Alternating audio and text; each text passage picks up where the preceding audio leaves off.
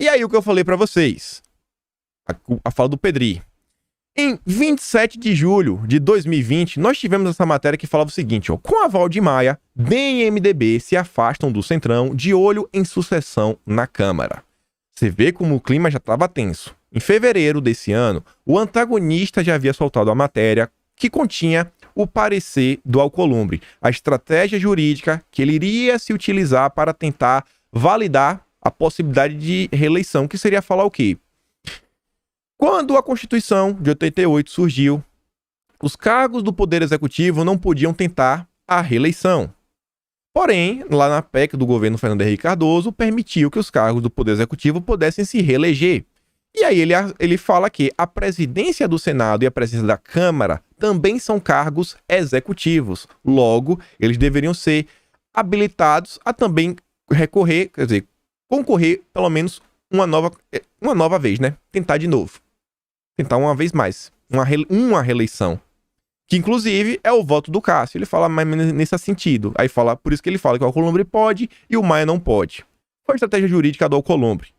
O pessoal vai buscar qualquer brechinha na lei, né? O pessoal não é besta. O pessoal não é besta, gente. Não foi assim um julgamento só pra votar. Eu quero votar porque sim, acabou. Não é bem assim. O pessoal tem que achar umas brechinhas pra empariquitar, né? Pra poder justificar o que eles estão fazendo. Mas vocês estão vendo com interesse. E a matéria já falava o seguinte, ó.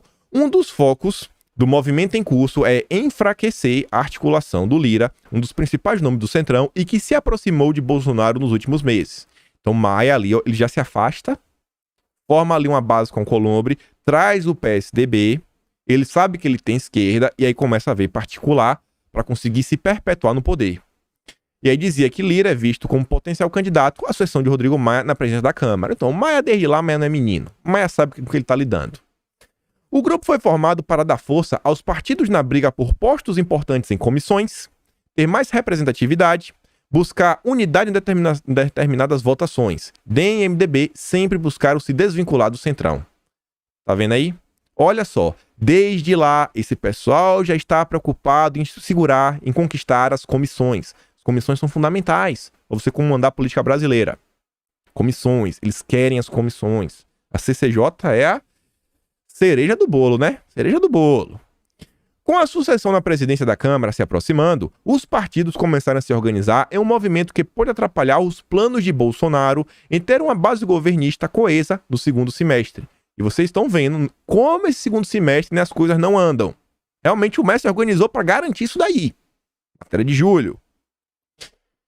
Período de votações importantes, como a reforma tributária e de emplacar o sucessor de Maia. Tá vendo? Olha o que tá acontecendo agora, onde veio.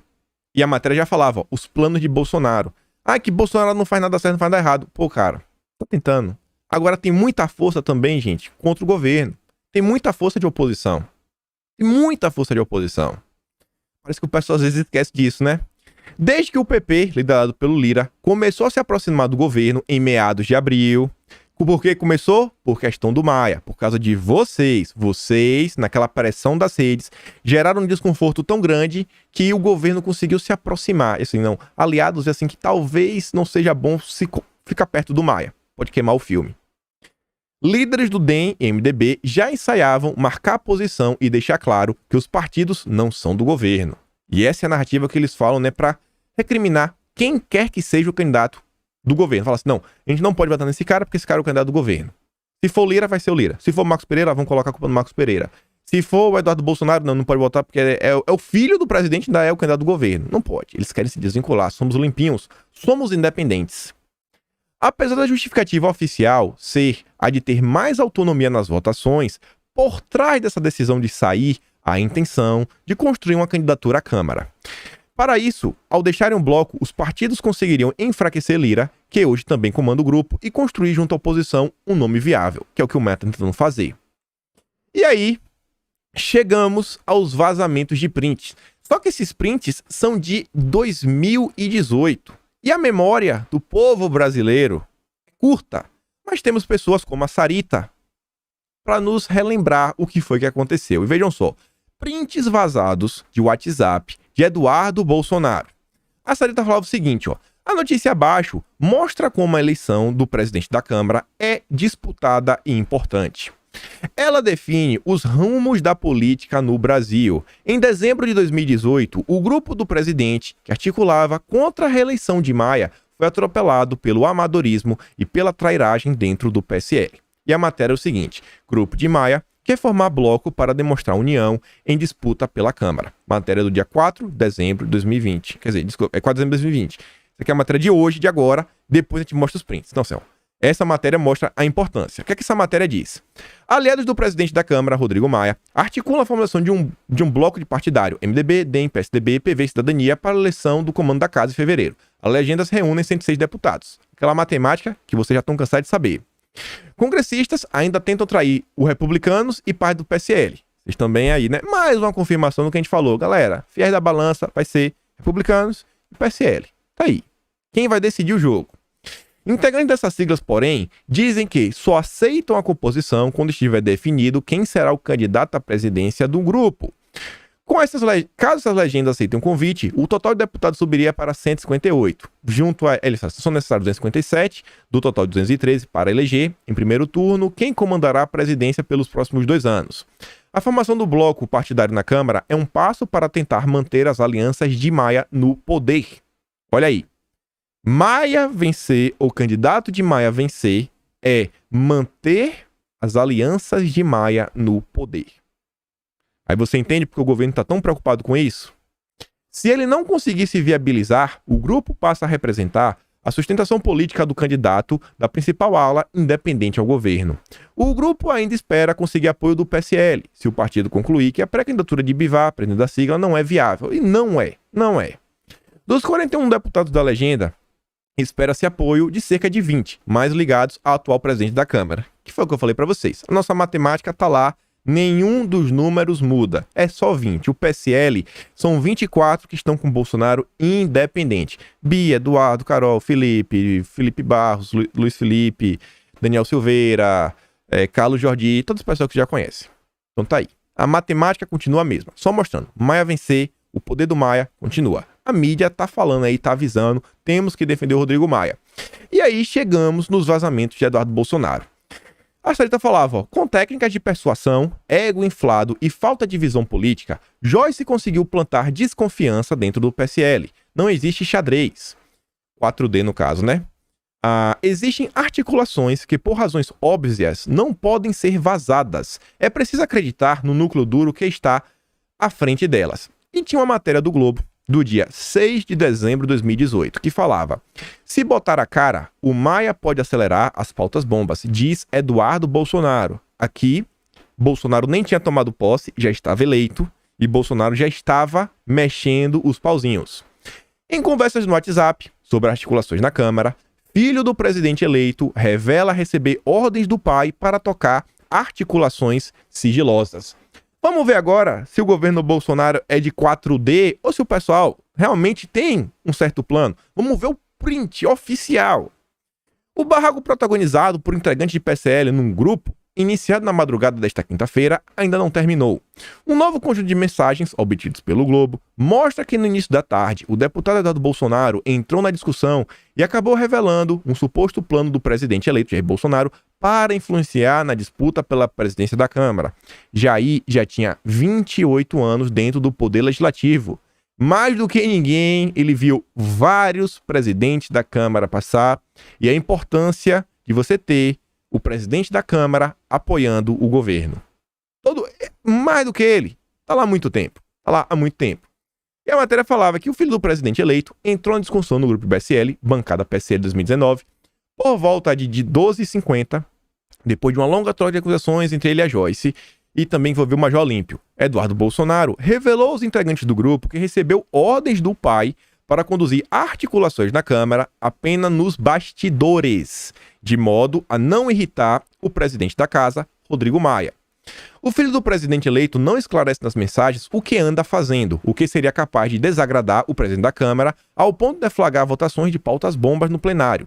Eduardo, no entanto, diz que teve um encontro com o líder do PR, deputado José Rocha, um dos movimentos que poderiam irritar o presidente Rodrigo Maia, da Câmara, né?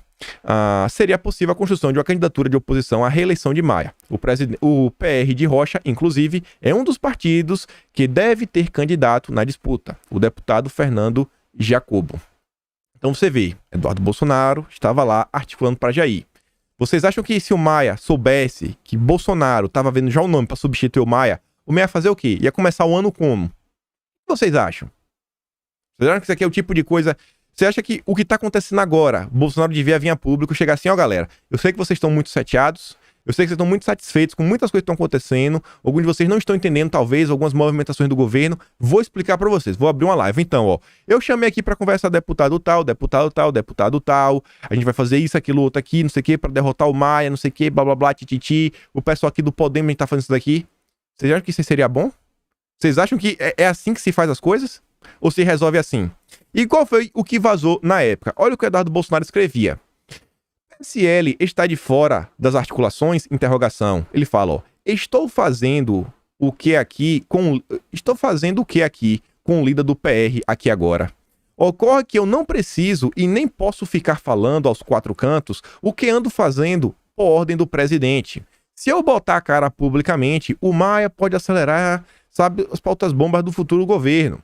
Por isso que tem feito, mas essa parte é o delegado Valdir no plenário e o Onyx via líderes partidários. Salta aos olhos a intenção da Joyce de ser líder, e assim como já demonstrou na época de campanha, ela atropela qualquer um que esteja à frente de seus objetivos pessoais.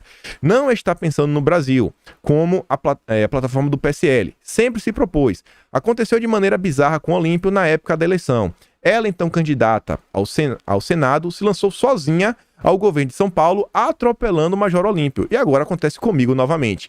Apenas a Joyce tem tido essa conduta. Todos os demais têm procurado de interar de como é o trabalho, formar gabinete, buscando nomes e como naturalmente ocorre com suas dúvidas, afinal a esmagadora maioria é de primeiro mandato. Vamos começar o ano já rachados. Um olhar para o futuro com desconfiança e os novos chegando cheios de dúvidas e incertezas, graças a esse temor gratuito imputado em suas cabeças. Caso não tenham percebido, na última reunião do PSL foi um discurso da Joyce preparando o terreno para receber os votos dos novinhos, enquanto eu fui de coração aberto mostrando a realidade para vocês. Olha aí, gente. Em 2018, o pessoal que fala assim, mas Bolsonaro apoiou Maia. Bolsonaro apoiou Maia em 2019. Porque não deu, né? Ele tentou. O governo chegou em 1º de janeiro, a votação é 1º de fevereiro. 30 dias realmente se enquanto presidente. Um monte de coisa para fazer, várias pessoas para nomear, várias pastas para pegar, ainda que tenha um gabinete de transição. Mas olha aí. Olha aí como são as coisas, né? Olha aí como são as coisas. Galera, governo não é besta. Bolsonaro não é besta. Isso aqui tá parecendo xadrez 4D pra vocês. Só relembra o que eles já estão fazendo em 2018, que eles não sabiam nem como o Maia ia agir contra o governo. Eles já estavam assim. O que você acha que tá acontecendo agora? Se em 2018 não dava pra sair falando as negociações, eles vão sair agora? Mas não.